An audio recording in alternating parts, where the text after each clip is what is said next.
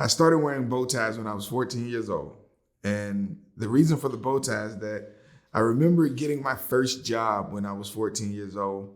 And I acquired this job because there were some new shoes coming out. And I remember going to my mom before she was getting ready to leave for work. And I said, Mom, I need the money for these shoes. And she gave me the typical mom answer, what do you think money grown trees? You think we got Michael Jordan money? And I said, well, okay, I'm going to get a job.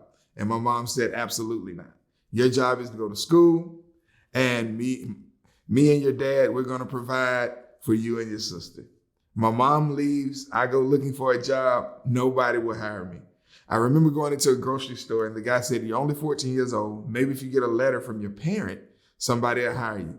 I go home and I write such a letter. The letter had drama, it had suspense, it had comedy in it.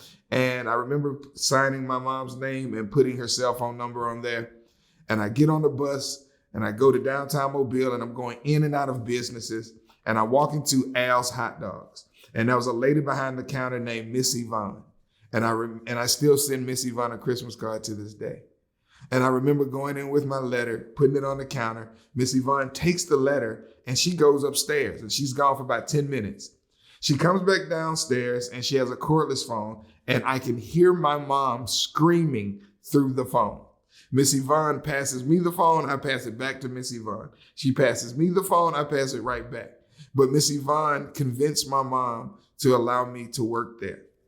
While operating the hot dog cart, every evening we would take the trash and the boxes and we would sit it at the front door, because the first thing we would do when we would get there is take the trash and the boxes out so the city could come by and pick them up. Every morning when we would take the trash out, there was a guy by the name of Larry that would show up to help us with that. Larry was homeless.